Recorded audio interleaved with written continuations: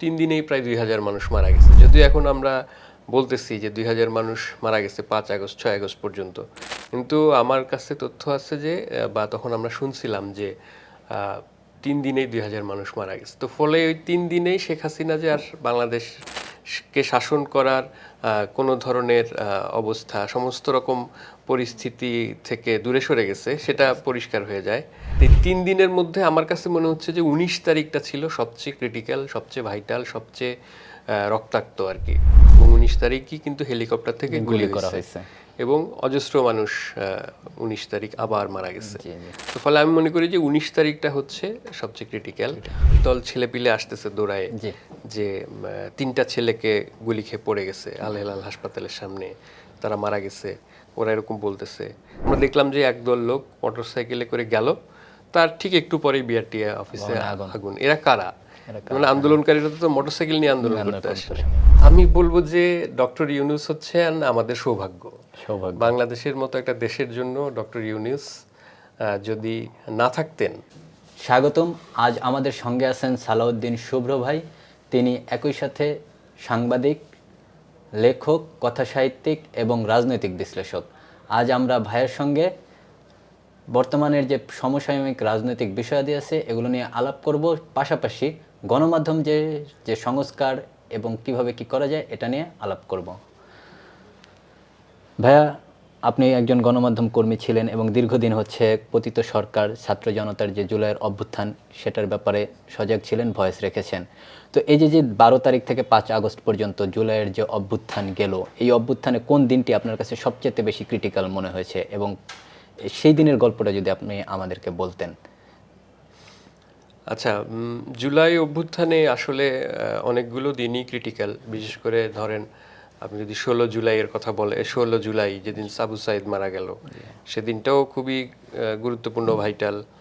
এবং ধরেন 4 আগস্ট যখন ঘোষণা দেওয়া হলো যে 6 আগস্ট নয়, আমরা 5 আগস্ট গণভবন মানের road to march to Dhaka করব, এরকম বিভিন্ন। তারপর সময় আর এরকম আরও অনেকগুলো ইভেন্ট আছে যেগুলো গুরুত্বপূর্ণ। তো আমার কাছে আমি যেভাবে দেখি সেটা হলো যে 18, 19, 20 মূলত এই 3টা দিন হচ্ছে আন্দোলন, আসলে শেখ হাসিনার পরিণতি নির্ধারিত হয়ে যায়। কারণ এই 3 দিনে আমার পাওয়া তথ্য মতে 3 দিনেই প্রায় 2000 মানুষ মারা গেছে। যদিও এখন আমরা বলতেছি যে 2000 মানুষ মারা গেছে 5 আগস্ট 6 আগস্ট পর্যন্ত, কিন্তু আমার কাছে তথ্য আছে যে বা তখন আমরা শুনছিলাম যে 3 দিনেই 2000 মানুষ মারা গেছে। তো ফলে ওই 3 দিনেই শেখ হাসিনা যে আর বাংলাদেশকে শাসন করার কোনো ধরনের অবস্থা, সমস্ত রকম পরিস্থিতি থেকে দূরে সরে গেছে সেটা পরিষ্কার হয়ে যায়। তখন যদিও তখন আসলে 5 আগস্ট আমরা কেউ জানতাম না, কিন্তু আমরা এটা জানতাম যে শেখ হাসিনা আর ক্ষমতায় থাকতে পারবে না। সেটা 5 আগস্ট হোক বা 5 সেপ্টেম্বর হোক কিংবা ডিসেম্বর হোক, মানে সে আর থাকতেছে না কোনোভাবেই। তার পক্ষে এই বছরটা পার করা খুব মুশকিল হয়ে যেত ওই 18, 19, 20 এই 3 দিনে। তো এই 3 দিনের মধ্যে আমার কাছে মনে হচ্ছে যে 19 তারিখটা ছিল সবচেয়ে ক্রিটিক্যাল, সবচেয়ে ভাইটাল, সবচেয়ে রক্তাক্ত আর কি। মানে 18 তারিখ যখন বিভিন্ন জায়গায় বিক্ষোভ হয়েছে এবং অনেকেই 18 তারিখে অনেকেই মারা গেছে, বিশেষ করে উত্তরায়, হ্যাঁ, তারপর মোহাম্মদপুরে, মিরপুরে, যাত্রাবাড়িতে প্রচুর মানুষ মারা গেছে। এবং তখন ঢাকা মেডিকেল কলেজ হাসপাতালের ডাটা দেখতে গেলেই আপনি বুঝবেন যে 18 তারিখ কি পরিমাণ মানুষ মারা গেছে। তো ফলে 18 তারিখ এই পরিমাণ মানুষ মারার পরেও 19 তারিখ যে আবার মানুষ রাস্তায় নামবে, 19 তারিখ ছিল শুক্রবার, ছুটির দিন। কেউ কিন্তু এক্সপেক্ট করে নাই যে 19 তারিখ মানুষ রাস্তায় নামবে। এবং 19 তারিখই কিন্তু হেলিকপ্টার থেকে গুলি করা হয়েছে এবং অজস্র মানুষ 19 তারিখ আবার মারা গেছে। তো ফলে আমি মনে করি যে 19 তারিখটা হচ্ছে সবচেয়ে ক্রিটিক্যাল। ওই দিন আমরা যারা বিগত শেখ হাসিনার শাসন আমলের বিগত ইলেকশনের বিরোধিতা করছিলাম এবং আওয়ামী লীগের পদত্যাগ এবং তত্ত্বাবধায়ক সরকারের অধীনে নির্বাচনের দাবিতে কর্মসূচি পালন করছিলাম, তারা একটা কর্মসূচি দিয়েছিলাম হচ্ছে আপনার 19 তারিখ বিকেলবেলা। তো আমার অফিসও ছিল, আমি ভাবছি যে অফিস করে তো সেই প্রোগ্রামে যাব, অফিস করব। অফিসে যদিও কাজ ছিল না, করে আবার বাসায় ফিরবো, কারণ 18 তারিখ থেকে ইন্টারনেট বন্ধ। তো ফলে শুক্রবার ছুটির দিন, কর্মসূচি নাই, কিন্তু ওরা বোধহয় তখন ব্লকেড বা কমপ্লিট Shutdown, কমপ্লিট শাটডাউনের কর্মসূচি ছিল। তো 19 তারিখ ছুটির দিন মানুষ তো আর কর্মসূচি পালন করবে না, ধারণা সেই একটা ধারণা ছিল। আবার ইন্টারনেট বন্ধ হয়ে যাওয়ায় খোঁজও পাচ্ছিলাম না কি হবে। জি। তো যারা আয়োজক ছিলেন, যেমন মাহবুব মোর্শেদ ছিলেন, হ্যাঁ, জি। তারপর এহসান মাহমুদ, এরকম আরো যারা ছিলেন, তাদের সাথে আমি যোগাযোগ করলাম যে কর্মসূচিটা তো আমরা করব। জি। সবাই বললো যে হ্যাঁ করব। তো আমার বাসা হচ্ছে মিরপুর 12, মিরপুর 10 তো আপনারা জানেন যে আরেকটা যুদ্ধক্ষেত্র ছিল, যুদ্ধক্ষেত্র ছিল। সবচেয়ে অন্যতম ভাইটাল যুদ্ধক্ষেত্র। যে যাত্রাবাড়ির পরে ওই সাইড হ্যাঁ, যাত্রাবাড়ির উত্তরা, মিরপুর, মোহাম্মদপুর, এরকম কয়েকটা স্পটেই তো আসলে শেখ হাসিনা সরকারের হ্যাঁ জন্য কবর ঠিক করা হয়েছিল আসলে। তো 19 তারিখ আমি যথারীতি জুমার নামাজ ছিল, আমি খেদে বেরিয়েছি। আমি ভাবছি যে জুমার নামাজের সময়টা হচ্ছে যে সবাই নামাজ পড়বে, ফলে ওই সময়টা ভালো হবে যাওয়ার জন্য। কিন্তু আমি বের হইতে হইতে, মানে জুমার নামাজ 2টা শেষ হয়, জি। তা আমি ঠিক 2টার আগে আগে বের হয়েছি। জি। কিন্তু কোথাও কোথাও জুমার নামাজ তখন শেষ হয়ে গেছে এবং আমি দেখলাম যে 11 পর্যন্ত আমি যাইতে পারছি, 10-এর দিকে আর যাইতে পারতেছি না। না, তখন তো খুবই গরম তখন হ্যাঁ, তারপর আমি ভেতর দিয়ে ঘুরে, তখনও শুরু হয় নাই, আমি দেখলাম 2 নম্বর দিয়ে হয়ে তার পেছন দিয়ে 10 নম্বরের পেছন দিয়ে হয়ে আমি কাজীপাড়া পর্যন্ত গেলাম। সেখানে মাহবুব মোর্শেদ ছিলেন, জিয়া হাসান ছিলেন, বাজিদ বোস্তামি, আরো এরকম 4-5 জন ছিলাম। জি। তা আমরা বুঝতে পারতেছিলাম না যে আসলে কি, আমরা তো যাব কিভাবে, এমনিতে তো গাড়ি ঘোড়া নাই, যানবাহন নাই। তারপর হচ্ছে যে সিএনজিতে যাব ঠিক করতেছি, বসে আছি সিএনজির অপেক্ষায়। কিন্তু আমরা বসে আছি একটা গলিতে, তখনই 10 নম্বরে শুরু হয়ে গেছে আর কি সংঘাত, মানে পুলিশের গুলি, হ্যাঁ, মানুষের প্রোটেস্ট। তো আমরা দেখলাম যে একদল ছেলেপিলে আসতেছে দৌড়ায়, যে 3টা ছেলেকে গুলি খেয়ে পড়ে গেছে আল হেলাল হাসপাতালের সামনে, তারা মারা গেছে, ওরা এরকম বলতেছে। তো ফলে আমরা আরেকটু ভেতরের দিকে ঢুকে একটা চায়ের দোকানে বসলাম। বসে আমরা তখন খোঁজ নিচ্ছি কোথায় কি হচ্ছে, উত্তরায় কি হচ্ছে, পল্টনে কি হচ্ছে, শাহবাগে কি হচ্ছে, হ্যাঁ, তারপর যাত্রাবাড়িতে কি হচ্ছে, মোহাম্মদপুরে কি হচ্ছে। আমরা ফোনে ফোনে বিভিন্ন জন, তখন ওই দিন বিএনপির একটা কর্মসূচি ছিল পল্টনে, হ্যাঁ, তারপর হচ্ছে বিএনপির কর্মসূচিতে গুলি হয়েছে, তারপর জোনায়েদ সাকি ভাই ওই দিন পুলিশ তাকে পিটাইছে, আওয়ামী লীগ হসপিটালে ঢুকে পিটাইছে। এই সমস্ত ইনফরমেশন আমরা নিচ্ছি। তারপর হঠাৎ আমরা দেখলাম যে আপনার হেলিকপ্টারের শব্দ। তখন আবার একদল লোক দৌড়ে এসে গলিতে ঢুকলো যে হেলিকপ্টার থেকে গুলি হচ্ছে। আমরা আস্তে আস্তে বের হইলাম, মানে আমাদের তো বাসায় ফিরতে হবে আসলে। তো আস্তে আস্তে বের হইলাম, বের হয়ে দেখলাম যে আকাশে হেলিকপ্টার। তো আমি কিভাবে, আমার তো আসলে 12 নম্বর যাইতে হইলে 10 নম্বরটা পার হইতে হবে, কিভাবে পার হবো এটা নিয়ে আমি একটা টেনশনে পড়ে গেলাম। পরে তখন ঠিক ওই সময়টায় বিআরটিএ অফিসে আগুন দেওয়া হয়েছে। আমরা দেখলাম যে একদল লোক মোটরসাইকেলে করে গেল, তার ঠিক একটু পরেই বিআরটিএ অফিসে আগুন। এরা কারা? মানে আন্দোলনকারীরা তো মোটরসাইকেল নিয়ে আন্দোলন করতে আসে। তো ফলে ওইটা পার হয়ে আমি আরো দূরের দিয়ে আমি 10 নম্বরটা পার হব। তো আমি মুখোমুখি অবস্থানের মধ্যে পড়ে গেলাম, একপাশে পুলিশ, একপাশে ছাত্ররা। আমাকে তো এটা পার হইতেই হবে, নাহলে আমি বাসায় যেতে পারবো না। হ্যাঁ, আর যাদের বাসা ছিল তাদের বাসা 10 নম্বর এপারেই ছিল, এপারে। তো আমি মোটামুটি মুখোমুখি অবস্থানের মধ্যে পড়ে গেলাম। আমি বুঝতেও পারি নাই, গলি থেকে বের হয়েই আমি দেখলাম যে অবস্থা। আমি ভাবলাম যে এই দিকটায় মারামারি নাই, আমি যেতে পারবো, কিন্তু না, সেখানে মারামারি অবস্থা। পরে আমি দাঁড়ায় আছি বোকার মতো আইল্যান্ডে, আমি বুঝতে পারি না, সহসা বোঝা যায় না কিন্তু। তো তখন ওইখানে একটা ভাগ্য ভালো যে গোলাগুলিটা শুরু হয় নাই। হ্যাঁ, মুখোমুখি অবস্থান নিয়েছিল কিন্তু গোলাগুলিটা শুরু হয় নাই। কিন্তু ভয় তো ছিল, ধরেন হেলিকপ্টার থেকে গুলি বা যে কোনো মুহূর্তেই পুলিশ একটা গুলি ছুটতে পারতো। তো আমি দাঁড়ায় আছি, তখন আমার পাশে আরেকজন বললো যে দ্রুত পার হন। হ্যাঁ, বোকার মতো দাঁড়ায় থাকেন না, দ্রুত পার হন। তো তার কথায় আমি একটু সাহস পাইলাম, সে দৌড় দিল, আমিও দৌড় দিলাম। পরে দৌড়াইয়ে আমি যখন ওই পারে গেলাম, আমি ছাত্রদের দিকেই গেলাম আর কি, পুলিশের দিকে না গিয়ে, আমার জন্য সুবিধাজনক হচ্ছে সেটা। ছাত্রদের দিকে গেলাম, তখনই পুলিশ দৌড়ানো শুরু করলো।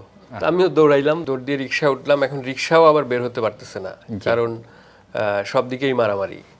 তো পরে মানে আমরা অনেক দিক দিয়ে ঘুরে টুরে পরে আমার বাসায় গেলাম আর কি। এবং সেদিন আমি ভীষণ ভয় পাইছি, জিনিসটা আসলে বাসায় আর বলি নাই ওইভাবে। আজকে প্রথম বলতেছেন? আজকে প্রথম পাবলিকলি বলতেছেন। বুঝতে পারছি। ভাইয়া, আপনি বলতেছিলেন আপনার উত্তরের মধ্যে যে কোথায় বিআরটিএতে আগুন দিল এটার এখনো সমাধান হয় নাই, পাশাপাশি দেখা গেছে যে বিচারের অনেক কাজ বসে আছে, কিন্তু বর্তমান সরকার 106 দিনও পার হয়ে গেছে।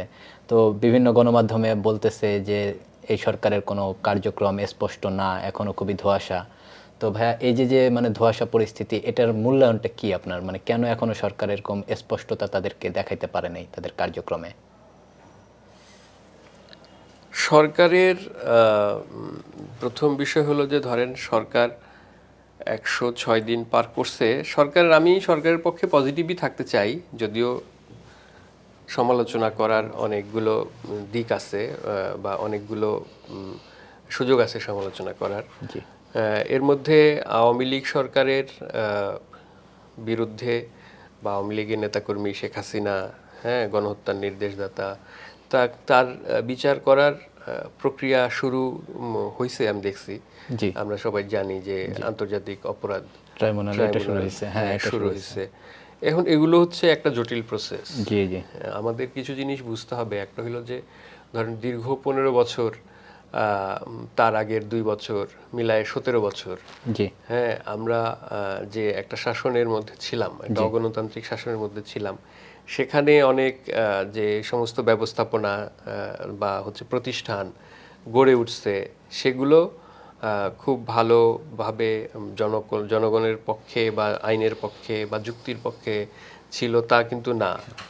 তো ফলে যে সমস্ত ব্যক্তি ধরেন আপনি একটা অপরাধ ট্রাইব্যুনাল করলেও যে সমস্ত ব্যক্তি এর দায়িত্বে আছে, হ্যাঁ, তাদের কিন্তু নতুন পরিস্থিতিতে বুঝে ওঠা এবং সেগুলোকে ডিল করা একটু জটিল। যেমন ধরেন আওয়ামী লীগের যে সমস্ত নেতা মন্ত্রী গ্রেপ্তার আছে, তারা রিমান্ডে কিছু বলে না বা আদালতে জিজ্ঞাসাবাদে কিছু বলে না, চুপ করে থাকে, কান্নাকাটি করে। এখন তাদের এই যে চালাকি, হ্যাঁ, এই চালাকিগুলোকে মানে ভেদ করার জন্য, তাদেরকে এই মোরালি মানে ভেঙে দেওয়ার জন্য বা দুর্বল করার জন্য এগুলো কিন্তু আসলে সময় লাগবে। জি ভাই এটা মানে সরকার শুরু করছে, একটা বিচার প্রক্রিয়া শুরু হয়েছে। জি এখন এখানে দেখতে হবে যে আসলে মামলা ধরেন শুধু সরকার বলতে ধরেন আইন উপদেষ্টা, উনি তো আর সব করবে না। উনি একটা প্রসিডিউর শুরু করবে। সেই প্রসিডিউরে অনুযায়ী ধরেন বিচার বিভাগের লোকজন, মানে আদালতের লোকজন আছে, হ্যাঁ, মানে আইনজীবীরা আছে বা বিচারকরা আছে, পুলিশ এখানে একটা গুরুত্বপূর্ণ, কারণ যে মামলা হবে সেই মামলাগুলো তদন্ত করা, তদন্ত প্রতিবেদন প্রস্তুত করা, আসামিকে ধরেন সাক্ষী যারা আছে, হ্যাঁ, সাক্ষীর হচ্ছে যে সাক্ষ্য নেয়া বা ভুক্তভোগীদের সাক্ষ্য, এগুলো একটা জটিল প্রসেস। এখন এই পুলিশ বাহিনীকে তো আমরা দেখছি যে সে একেবারেই আওয়ামী লীগের বাহিনীতে পরিণত হয়েছিল। তারপর 5 আগস্ট যখন আওয়ামী লীগ পরাস্ত হয়, পুলিশও আসলে পরাজিত হয় এবং পুলিশ দীর্ঘদিন চুপ ছিল, নিষ্ক্রিয় ছিল। এখন তারা কিছুটা হচ্ছে কাজ শুরু করছে, যেমন ট্রাফিক কন্ট্রোল করতেছে, আইজিপিও দুবার পাল্টানো হয়েছে, এর মধ্যে আইজিপিও পাল্টাতে, ফলে পুলিশেও অনিশ্চয়তা আছে। তো সব মিলায়ে যে আমরা খুব নিশ্চিত আওয়ামী লীগের চলে যাওয়ার পর আমরা খুব নিশ্চিত একটা পরিবেশ পাচ্ছি, হ্যাঁ, সেটা কিন্তু না। আমরা কথা বলতে পারতেছি, কথা বললে আমাদেরকে ডিস্টার্ব করতেছে না, এই স্বাধীনতাটুকু আমরা ভোগ করতেছি। কিন্তু অন্যান্য জায়গায় নতুন অন্তর্বর্তীকালীন সরকারকে মানে তাদের গ্রিপে আনতে পরিস্থিতি একটু সময় লাগবে। কিন্তু আমি প্রেফার করব ইলেকশন দিকে যাওয়া আর কি। ইলেকশন। সরকার কতদিন ক্ষমতায় থাকবে এবং নির্বাচন কবে হবে, এটা নিয়ে বিএনপির মাঝে অনেক আলাপ আলোচনা রয়েছে। তবে বিএনপির মানে কতদিন এই সরকারকে ক্ষমতায় রাখা উচিত বা থাকতে দেওয়া উচিত বলে আপনি মনে করেন? ধরেন এটা হচ্ছে যে আপনি কোনো একটা কিছু বলেও দিলেও মানে বলে দিতে হয় না, বা বুঝতে হয়, বুঝে নিতে হয় আর কি, যে আসলে কতদিন এই সরকার ক্ষমতায় থাকবে। মানে আমাদের কাছে আসলে আমরা যারা সাধারণ মানুষ, আমাদের কাছে একটা সলিড তারিখ দরকার, যে এই তারিখটা, যেমন আজকে সম্ভবত সাখাওয়াত উপদেষ্টা 2026-এর কথা বলছেন, 2026-এর মাঝামাঝি। এর আগে ডক্টর ইউনূস 4 বছরের কথা বলছেন, কিন্তু আসলে উনি যেটা বোঝাতে চাইছেন সেটা হচ্ছে যে অন্তর্বর্তী সরকার হচ্ছে একটা অনির্বাচিত সরকার, কিন্তু সরকার গণ অভ্যুত্থানের মধ্য দিয়ে আমরা একটা সরকার পাইছি, যেটা তত্ত্বাবধায়ক সরকার না। মানে তত্ত্বাবধায়ক সরকারের কাজ হচ্ছে নির্বাচন দেয়া, আর এই অন্তর্বর্তীকালীন সরকার হচ্ছে সে আরেকটা সরকার, আরেক ধরনের, আরেক ফর্মের একটা সরকার। এই সরকারের মেয়াদটা 4 বছর হওয়া উচিত বলে উনি মনে করেন। যেমন আমাদের নির্বাচিত সরকারের মেয়াদ হচ্ছে 5 বছর, কিন্তু ইউনূস দাবি করতেছেন বা ভাবতেছেন যে সরকারের মেয়াদ 4 বছর হইলে ভালো। মানে অনেক দেশেই কিন্তু 4 বছরের সরকার আছে, আমেরিকা, কানাডা 4 বছরের সরকার। ওই হিসাবে উনি বলছেন যে এই সরকারের মেয়াদ আসলে 4 বছর হওয়ার কথা, হ্যাঁ, যে প্র্যাকটিসটা আছে সেই প্র্যাকটিস অনুযায়ী মানে 5 বছর বা 4 বছর হওয়ার কথা, কিন্তু 4 বছর তারা থাকবেন না, এর চেয়ে কম সময় তারা থাকবেন। এবং সেটা হচ্ছে যে তারা ইয়ে করবেন আর কি, এর মধ্যে তারা সংস্কারগুলো করবেন। মানে সব সংস্কার একবারে করে ফেলবেন এরকম কিন্তু ডক্টর ইউনূস দাবি করতেছেন না। সংস্কারগুলো তারা করবেন, করে তারা একটা নির্বাচনের দিকে যাবেন এবং অবশ্যই নির্বাচনের দিকে যাবেন। তো এই ক্ষেত্রে সরকারের সঙ্গে আমার মনে হয় যে ইয়ে নাই, বিএনপির যে খুব বেশি ঝামেলা হবে আমার কাছে মনে হয় না।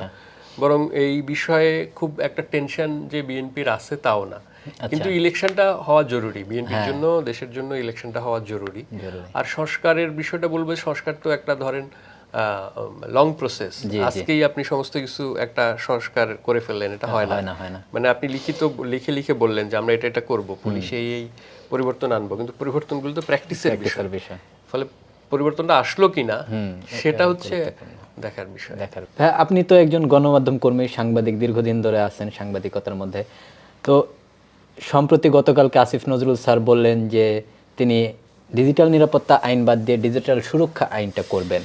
তো এই যে এই আইনের আওতায় সাংবাদিক কর্মীর হিসেবে আপনি কি কি সুরক্ষা বা সুবিধা আপনি চান, বা এই যে সুরক্ষা সুবিধা এরকম ভারী ভারী শব্দ তারা বলছে, এটা কি আলটিমেটলি পরে গিয়ে কুক্ষিগত হয়ে যাবে কিনা সরকারের? প্রথমত আমি ধরেন ডিজিটালের জন্য আলাদা করে আইনের পক্ষপাতী না। হ্যাঁ, বাংলাদেশে বিদ্যমান যে সমস্ত আইন আছে সেগুলোকেই আরো মানে উপযুক্ত করা যায় এই ডিজিটাল সেক্টরে বা ডিজিটাল মাধ্যমে অপরাধের বিচারের জন্য। উনি সাইবার সুরক্ষা আইন দিয়ে কি করতে চান ওনারা, সরকার কি প্রস্তাব রাখতে চান জানি না, দেখা যাক, ওনাদের খসড়াটা আসুক, আমরা সেটা বুঝতে পারবো। অপেক্ষায় থাকলাম আর কি এই বিষয়ে। জি, গত 15 বছর ধরে একটা মেইন স্ট্রিম মিডিয়া সরকারের সঙ্গে ছিল, বা ওটা বলা হয় যে ছিল আসলে, এবং পাশাপাশি দেখা গেছে যে গত 16 বছরেই একটি সংগ্রামের মাধ্যমে ইউটিউব বা ইন্টারনেটের মিমস বলি বা ইউটিউবার বলি, এরকম একটা গণমাধ্যমের কিন্তু আলাদা একটা তৈরি হয়েছে পেরিফেরি। তো এদের মাধ্যমে এখন দেখা যাচ্ছে যে একটা সংকট, রাজনৈতিক একটা সংকট বিদ্যমান। এই যে কিছু ইউটিউবার আছে যেমন পিনাকি ভট্টাচার্য, ইলিয়াস হোসেন, কনক সারওয়ার। তো আগামীতে এই যে দুইটা যে আলাদা পেরিফেরি তৈরি হলো গণমাধ্যমের, এদের মধ্যে কি কোনো সংকট তৈরি হবে কিনা, বা এখনই আপনি কিরকম দেখতেছেন এই দুইটার মধ্যে, যে মানে অলরেডি তো হইতেছে আলাপ আলোচনা? না, দুইটার দুই রকম প্রয়োজন। ধরেন ইউটিউবের যে সাংবাদিকতা, ওনারা এক অর্থে, পিনাকি এক অর্থে সাংবাদিকতা করেন, বিভিন্ন তথ্য উনি হাজির করেন, কিন্তু ওনার এটা তো সাংবাদিকতা না। হ্যাঁ, বা ইলিয়াস হোসেনও কিছু ইনভেস্টিগেশন সাংবাদিকতা করেন। দুই রকম, যেমন তাসনিম খলিল বা সায়ের, হ্যাঁ, জুলকারনাইন নাইন সায়ের, ওনাদেরটা অনেক প্রফেশনাল, অনেক লজিক্যাল সাংবাদিকতা, মানে মেইন স্ট্রিমের ঢং ওনাদের মধ্যে আছে। আর বাকি যাদের কথা বলেন তারা তো ইউটিউবার এক অর্থে। এখন ইউটিউবার সাংবাদিকতা বা এগুলো সারা বিশ্বেই আছে, চলতেছে, দীর্ঘদিন ধরেই আছে, পডকাস্ট বা ইত্যাদি অন্যান্য মাধ্যমে আছে। এখন মেইন স্ট্রিম সাংবাদিকতাটা এখানে বড় একটা ঘাটতি আছে আমাদের এখানে। এগুলো আমরা 2013 সাল থেকেই বলে আসতেছি, যখন শাহবাগে আন্দোলন হয় তখন থেকে, যে দেশের খবর পাওয়ার জন্য আমাকে ডিপেন্ড করতে হচ্ছে বাইরের মিডিয়ার উপর। হয়তো New York Times, Al Jazeera একটা জিনিস ছাপলো, তখন আমরা বুঝলাম যে হ্যাঁ দেশে এটা ঘটতেছে। এটা একটা। আরেকটা হচ্ছে যে আমরা ধরেন ফেসবুকে পত্রিকায় আসার আগে আমরা জানি, যে ফেসবুক থেকেই আমরা জানি যে কি ঘটে গেছে। হ্যাঁ, এগুলো কিন্তু ফলে মেইন স্ট্রিম মিডিয়ার এখানে যে চাহিদা, হ্যাঁ, সেটা এক্সপ্লয়েটেড, সেটা নানাভাবে এক্সপ্লয়েট করা হয়েছে। এখন মিডিয়ার আন্তর্জাতিক মানদণ্ডেই আপনাকে ভাবতে হবে। নিউ ইয়র্ক টাইমস বা আল জাজিরা বা দ্য আটলান্টিক বা যে কথায় মানে স্ট্যান্ডার্ড মাধ্যম হিসেবে আমার কাছে মনে হয় যে ওই ধরনের মিডিয়ার কথা ভাবতে হবে। এবং আমরা যারা দীর্ঘদিন আছি সাংবাদিকতার সঙ্গে, আমাদের তো এক ধরনের লড়াই আছেই সাংবাদিকতা টিকায় রাখার জন্য। হ্যাঁ, ফলে আমাদেরকে অবশ্যই যুক্ত করে এই ধরনের মিডিয়ার দিকে হয়তো বিনিয়োগকারীরা ভাববেন ভবিষ্যতেই, আশায় আছি আমরা। আচ্ছা, তো মিডিয়ার কথা যখন বলছি, যদিও এটা গণমাধ্যম না, কিন্তু হচ্ছে এটার একটা আকাঙ্ক্ষা দেখা গেছে জুলাই অভ্যুত্থানে এবং এখনো এটা বিদ্যমান আছে। সেটা হচ্ছে মিম কালচার, ফেসবুকে বা ইন্টারনেটের মিম কালচার। তো মিম কালচারকে আপনি মানে সরকারের কাঠামোর মধ্যে বা রাষ্ট্রীয় কাঠামোর মধ্যে কিভাবে দেখবেন, গণমাধ্যম কাঠামোর মধ্যে? না, সবকিছু রাষ্ট্রীয় কাঠামোর মধ্যে আসতে হবে। তো মিম কালচারের সাথে রাষ্ট্রীয় কাঠামোর কোনো সম্পর্ক নাই। জি মিম হচ্ছে মানুষের এক ধরনের ধরেন এগুলো হচ্ছে এক ধরনের ক্রিয়েশন, হ্যাঁ, জি মানে এগুলো সৃষ্টিশীল কাজ এক অর্থে। আবার এগুলোর মধ্যে মানুষ এক ধরনের নিজের ক্ষোভের প্রকাশ ঘটায় বা মজাও পায়। এগুলো বাইরের কাজ, এগুলো যে যার ব্যক্তিগত জায়গা থেকে করবে। এগুলো ইন্ডাস্ট্রি করে এগুলো করা যায় না। গণমাধ্যমগুলো তো অ্যাপ্রিসিয়েট করেই এই ধরনের কাজকে, কাজকে appreciate করা। করে আসতেছে, কিন্তু এখানে সরকারের কিছু করার আছে বলে আমার মনে হয় না। কিন্তু আমরা তো দেখি যে হচ্ছে ইন্টারনেটে রেস্ট্রিকশন দেয়া বা এগুলা কি কমবে কিনা? না, সেগুলো নিশ্চয়ই রেস্ট্রিকশন দিতে পারবে না। আমরা গণ অভ্যুত্থান করছি তো রেস্ট্রিকশন যেন না থাকে সেজন্য। থাকে, সঠিক। তো এখন ভাই হচ্ছে নির্বাচন অন্তর্বর্তী সরকারের কবে দেওয়া উচিত এবং এই সরকারের যৌক্তিকভাবে কতদিন থাকা উচিত বলে আপনি মনে করেন? যেহেতু হচ্ছে সংস্কারের বিভিন্ন অনেক বেশি কমিশন গঠন করে ফেলছে সরকার, পাশাপাশি হচ্ছে এই কমিশনগুলোর আপনার রিপোর্ট দেয়া, সেগুলোকে আবার ঠিক করা যৌক্তিকভাবে, কম হোক বেশি হোক। তো কতদিন যৌক্তিক বলে আপনি মনে করেন, যে কতদিন থাকলে যৌক্তিক হবে? 3 বছর, 4 না, বছর, আমার 2 কাছে বছর? না, আমি একটু আগে আপনার প্রশ্নে যেটা আমরা একটা বের করতে পারলাম যে 2 বছর। 2 বছর। হ্যাঁ, ফলে 2 বছরটা ঠিক আছে আমার কাছে মনে হয়। 2 বছরটাই আপনার কাছে হ্যাঁ, যৌক্তিক? Maximum 2 years. 2 ইয়ার্স। আর সংস্কার কমিশন যেগুলোর কথা বললেন, মানে জিনিসটা এভাবে ঘটবে, আমি যতদূর বুঝতে পারি যে সংস্কারের একটা প্রস্তাব তারা দিয়ে যাবেন। বিভিন্ন কমিটিগুলো, কমিশনগুলো একটা প্রস্তাব, তারা একটা প্রস্তাব দিয়ে যাবেন। নির্বাচিত সরকার সেগুলো পূরণে প্রতিশ্রুতবদ্ধ থাকবে আর কি। হ্যাঁ, তারা কমিটেড থাকবে যে আমরা এগুলো করব এবং তারা আরো জনকল্যাণমুখী সংস্কার করবে। এটা হচ্ছে আমার এক্সপেকটেশন। এখন একটা একটু বলি, সেটা হচ্ছে যে অনেকেই সাধারণত বলে থাকে যে বিএনপি করবে না, বিএনপির উপর কি ভরসা।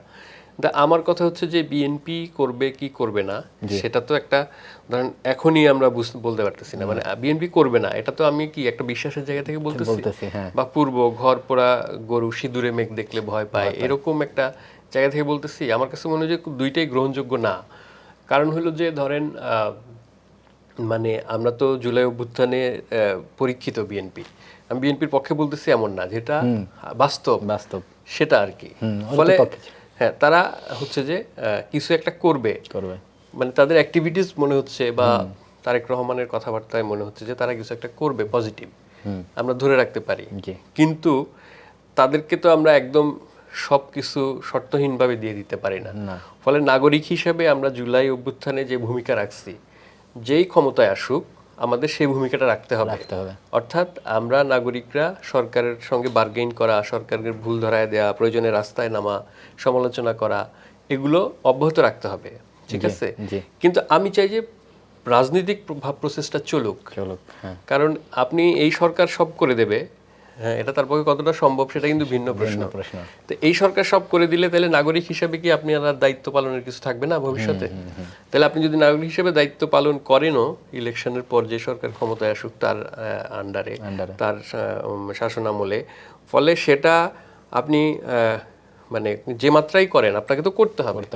ফলে ওই রিলেশনটা থাকুক, মানে নতুন নতুন রাজনৈতিক দল তৈরি হোক, আমাদের জন্য যেটা জরুরি রাজনৈতিক দল জরুরি। এখন সব সংস্কার করে দিলে তাহলে তো এই অরাজনৈতিক প্রবণতাগুলো বাড়বে, তাই না? জি জি, বেশ। তো এখন ভাই হচ্ছে যে সংবিধানের যে সংস্কার, আপনি সংস্কারের কথা বলতেছিলেন, তো সংবিধান সংস্কারের হচ্ছে কেন আমাদের হচ্ছে এই মুহূর্তে সংবিধান সংস্কার কেন জরুরি এই সরকারের জন্য, এটা যদি একটু বুঝিয়ে বলতেন আমাদের দর্শকদের জন্য। না, সংবিধান তো ধরেন তত্ত্বাবধায়ক সরকার বাতিল হয়েছে এবং প্রধানমন্ত্রীর একক শাসন, এরকম নানা রকম দিক আছে যেগুলো আওয়ামী লীগকে হচ্ছে যে ফ্যাসিস্ট হয়ে ওঠার ক্ষেত্রে অনেক ধরনের লেজিটিমেসি দিচ্ছে আর কি, ঠিক আছে? ফলে মানে সংবিধানে কি এখন আপনি লিখে রাখবেন যে রাতের বেলা ভোট করা যাবে না, তাই না? এই সংবিধানের ভাষা নিশ্চয়ই এরকম হবে না। ফলে আপনি সবসময় একটা জিনিস আমাদেরকে খেয়াল রাখতে হবে যে আমি যদি রাজনৈতিক দল যদি জনগণের আকাঙ্ক্ষা পূরণ করতে না পারে তাহলে সংবিধান, লিখিত সংবিধান দিয়ে কিছু হবে না।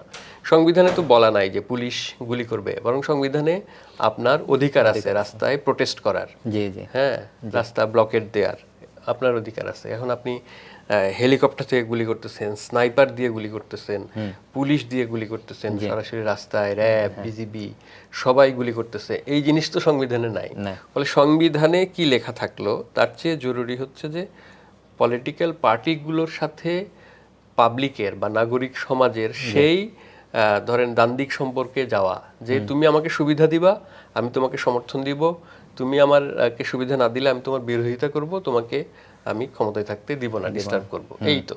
এই। ফলে পলিটিক্যাল পার্টি লাগবে জরুরি যেটা, তারপর হচ্ছে নাগরিকদের সক্রিয়তা লাগবে, হ্যাঁ, এটা সংগঠিত হইতে হবে নাগরিক সমাজকে। আর সংবিধান সংস্কার আমি মনে করি যে এটা একটা দীর্ঘ প্রসেস, হ্যাঁ, এটা ধীরে ধীরে ধীরে ধীরে এমন একটা খুব দ্রুত এটা সম্ভব না। যেমন ধরেন যে সংবিধানে বিসমিল্লাহ থাকবে কিনা, জি হ্যাঁ, এটা নিয়ে একটা তর্ক হবে, রাষ্ট্রধর্ম ইসলাম হবে কিনা এটা নিয়ে একটা ফলে এই সমস্ত তর্কের মীমাংসা করে আপনি একটা সংবিধান নতুন করে প্রণয়ন করতে পারবেন, এটা তো অসম্ভব জিনিস। অসম্ভব জিনিস। শেষে এসে পড়েছি। শেষে আসার আগে একটা প্রশ্ন ছিল, সেটা হচ্ছে জামাত সম্পর্কে। জামাতের আমির সম্প্রতি বলেছে যে আমরা আওয়ামী লীগকে বারবার ফ্যাসিবাদ বলতে রাজি না। এখন তারা কেন এই কথা বললো? ঠিক আছে, আবার একটা ভয়ও আছে যে এর আগেও তারা আওয়ামী লীগের সঙ্গে ছিল, এখনো কি তারা আওয়ামী লীগকে পুনর্বাসন করতে দিবে বা করবে, এরকম একটা ভয় আছে সবার মনে বা সংশয় আছে। তো আলটিমেটলি আওয়ামী লীগ কি জামাতের মাধ্যমে লেজিটিমেসি ফিরে পাচ্ছে বা পাবে, এরকম কিছু মনে করেন? না, শুনেন, যেই চেষ্টা করুক, আপনি তো বিএনপির কথা বললেন, জামাতের কথা বললেন, আওয়ামী লীগ বাংলাদেশের রাজনীতিতে যদি কখনো ফেরে সেটা দীর্ঘ সময়ের বিষয়। কিন্তু আমি শুধু জামাত বিষয়ে বলবো যে জামাতের দুইটা সমস্যা। একটা হইলো যে তাদের যে পরিচিত নেতারা তাদের কিন্তু ফাঁসি হয়ে গেছে, বা তারা এখন আর রাজনীতিতে নাই, হ্যাঁ, নানাজন নানা পরিণতির দিকে গেছে। ফলে নতুন যে নেতৃত্ব তারা রাজনৈতিক কথা বলার একটা টোন লাগে, কিন্তু সেটা ওনাদের নাই, এটার একটা ঘাটতি আছে।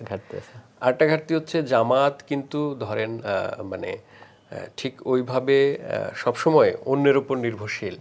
বিএনপি, আওয়ামী লীগ আপনি দেখবেন বারবার তারা শুধু ফ্ল্যাকচুয়েট করে, কখনো বিএনপি তে কখনো আওয়ামী লীগে। তো এই দুইটা ঘাটতি ওদের আছে। ফলে এরা কোন জায়গা থেকে কি বলতেছে, এটা এটা এর তাদের কোনো কথাই শেষ পর্যন্ত জনগণের পক্ষে থাকে না। এটা আমি বলতে চাই যে আমার বিষয়ে সংক্ষেপে। ফলে তারা আওয়ামী লীগকে ফ্যাসিবাদী বলবে কি বলবে না এটার উপর জনগণের সম্পর্ক নাই আর কি। নাই, একদমই নেই। কিন্তু অনেকে দেখা যাচ্ছে যে জামাতের আমির যেভাবে কথা বলে, ঠিক আছে, যা বলছে মনে হচ্ছে যে তিনি পপুলারিজমের চর্চা করছেন। অনেকে বলছে, প্রথম আলো এরকম একটা রিপোর্ট করছে যে আপত্তি তুলছে জামাতের এরকম রাজনৈতিক ভাষা নিয়ে। তো আসলে কি তারা কি মানে আপনি কি মনে করেন, তারা কি আসলে পপুলারিজমের চর্চাটা শুধু মেকি মেকি বা এরকম কোনো কিছু, নাকি তারা সিরিয়াসলি হচ্ছে তারা যা বলে সেটা মিন করে এবং তারা সত্যি ইসলামিক একটা ক্ষমতা রাষ্ট্রের চায়? মানে পলিটিক্সে সবসময় আপনি দেখবেন যে যা মুখে বলে ভেতরে যে তা করে সেটা কিন্তু না, এটা কিন্তু পলিটিক্স না। মানে পলিটিক্স হলো পাবলিকের সামনে এক ধরনের বলবে, কিন্তু ভেতরে ভেতরে সে আরেক ধরনের বিপরীত ধরনের কাজ করবে, মানে খারাপ ভাবে হোক ভালোভাবে হোক। জামাত কিন্তু ধরেন অনেক জায়গায় নিজেদের দখল বা নিয়ন্ত্রণ নিয়ে নিছে, হ্যাঁ, কিন্তু সেটাকে ওরা মুখে কখনো বলবে যে আমরা এটা দখল নিছি, এটা নিয়ন্ত্রণ করতেছি, বলবে না। তো ফলে ওরা মুখে কি বলতেছে আমরা তো বিচার করবো সেটা দিয়ে। ধরেন জামাত কোথায় কি দখল করছে এটা তো তথ্য আকারে আমাকে হাজির করে তারপর বলতে হবে, কিন্তু মুখের কথা তো আমরা পাচ্ছি পাবলিকলি। তো সেখানে আমি যেটা বলতে চাই যে জামাত ধরেন সে বসুন্ধরার সাথে দেখা করছে, তারপর সে বিভিন্ন জায়গায় গেছে, মানে সে এখন পর্যন্ত ধরেন ওই যে গোলাম আজমের ছেলে উনি জাতীয় সঙ্গীত পরিবর্তনের কথা বলছেন না, তারা কিন্তু নানাভাবে মানে এমন সব কথাবার্তা বলতেছে যেগুলোকে আমার কাছে মনে হয় না যে তারা পপুলিজমের চর্চা বা মেইন স্ট্রিমের মানুষের প্রতিনিধি হইতে চাচ্ছে বা সেই সক্ষমতা তারা অর্জন করতে পারে নাই।